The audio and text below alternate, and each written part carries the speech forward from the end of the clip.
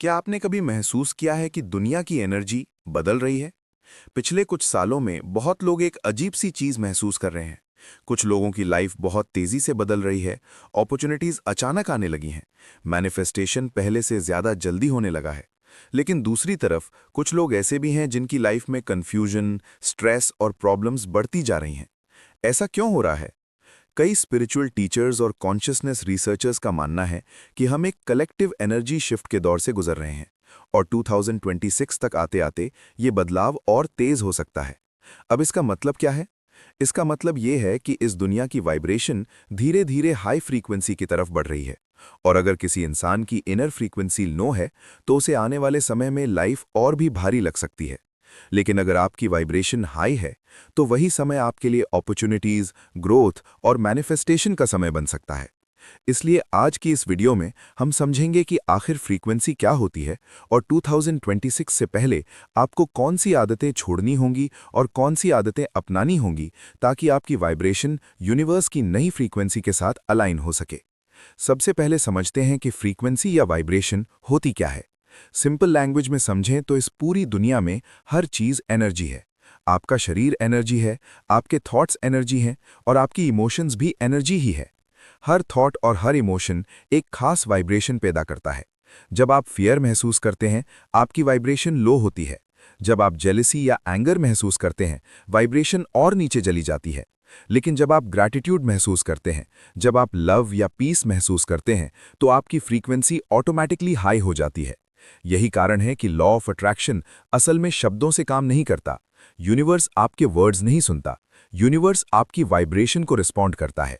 आप अंदर से जो फील करते हैं वही एनर्जी यूनिवर्स में भेजते हैं और वही एनर्जी इवेंचुअली आपकी रियलिटी बनकर वापस आती है।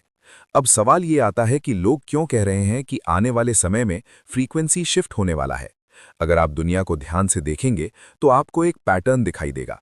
आज पहले से ज्यादा लोग मेडिटेशन कर रहे हैं। स्पिरिचुअलिटी, कॉन्शियसनेस और सेल्फ अवेयरनेस की बातें पहले से ज्यादा हो रही हैं। लोग समझने लगे हैं कि सिर्फ बाहरी सक्सेस ही लाइफ का पर्पस नहीं है, इनर पीस और अवेयरनेस भी उतनी ही इंपॉर्टेंट है। इसे ही कलेक्टिव कॉन्शियसनेस का एवोल्यूशन कहा जाता है। जैसे टेक्नोलॉजी 2G से 5G तक इवॉल्व हुई, वैसे ही ह्यूमन कॉन्शियसनेस भी धीरे धीरे इवॉल्व हो रही है। और जब कलेक्टिव कॉन्शियसनेस इवॉल्व होती है तो पूरी दुनिया की एनर्जी भी बदलने लगती है। इसलिए बहुत लोग मानते हैं कि आने वाले सालों में मैनिफेस्टेशन और भी तेज हो सकता है, लेकिन सिर्फ उन लोगों के लिए जिनकी वाइब्रेशन मैच करती है। अब बात करते हैं उन 3 आदतों की जिन्हें आपको धीरे धीरे छोड़ना होगा। पहली आदत है नेगेटिव गॉसिप। बहुत लोग घंटों दूसरों की बुराई करने में बिताते हैं। कौन क्या कर रहा है, किसकी लाइफ में क्या गलत है, इन सब बातों में एनर्जी खर्च होती रहती है। लेकिन सच ये है कि जब आप दूसरों की नेगेटिविटी पर फोकस करते हैं तो आपकी वाइब्रेशन भी उसी लेवल पर चली जाती है और फिर वही एनर्जी आपकी लाइफ में अट्रैक्ट होने लगती है। दूसरी आदत है डूम स्क्रोलिंग। आजकल लोग घंटों मोबाइल पर negative news, social media comparison और एंडलेस स्क्रोलिंग में खो जाते हैं। धीरे धीरे माइंड फियर और एंग्जाइटी की फ्रीक्वेंसी में रहने लगता है। अगर आपका माइंड हर समय नेगेटिव इन्फॉर्मेशन से भरा रहेगा तो आपकी वाइब्रेशन नेचुरली लो हो जाएगी और लो वाइब्रेशन में मैनिफेस्टेशन ऑलमोस्ट इम्पॉसिबल हो जाता है। तीसरी आदत है कांस्टेंट कंप्लेनिंग। बहुत लोग हर समय कंप्लेन करते रहते हैं। मेरे पास पैसा नहीं है, मेरे पास अपॉर्चुनिटीज नहीं है, मेरी लाइफ अनफेयर है। जब आप बार बार ये थॉट्स रिपीट करते हैं तो आप अननोइंगली यूनिवर्स को एक मैसेज भेजते हैं और वो मैसेज ये होता है कि मेरी रियलिटी में कमी है। यूनिवर्स उसी सिग्नल को एम्पलीफाई कर देता है। अब सवाल ये है कि अगर हमें अपनी फ्रीक्वेंसी अपग्रेड करनी है तो हमें क्या करना चाहिए। 3 सिंपल हैबिट्स हैं जो आपकी वाइब्रेशन को धीरे धीरे बदल सकती हैं। पहली हैबिट है साइलेंस और मेडिटेशन। जब आप रोज कुछ मिनट साइलेंस में बैठते हैं तो माइंड धीरे धीरे शांत होने लगता है, आपके थॉट्स क्लियर होने लगते हैं। मेडिटेशन कोई मैजिकल टेक्निक नहीं है, लेकिन ये माइंड को रीसेट करने का सबसे पावरफुल तरीका है। जब माइंड काम होता है तब आपकी वाइब्रेशन नेचुरली हाई होने लगती है। दूसरी हैबिट है नेचर कनेक्शन। नेचर हमेशा हाई वाइब्रेशन स्टेट में होती है। सुबह की सनलाइट, पेड़ पौधे, फ्रेश एयर, ये सब चीजें आपकी एनर्जी को बैलेंस करती हैं। अगर आप रोज कुछ मिनट सनलाइट लेते हैं या नेचर में वॉक करते हैं तो आपकी वाइब्रेशन ऑटोमैटिकली इंप्रूव होने लगती है। तीसरी हैबिट है ग्रैटिट्यूड प्रैक्टिस। ग्रैटिट्यूड शायद वाइब्रेशन बदलने का सबसे तेज तरीका है।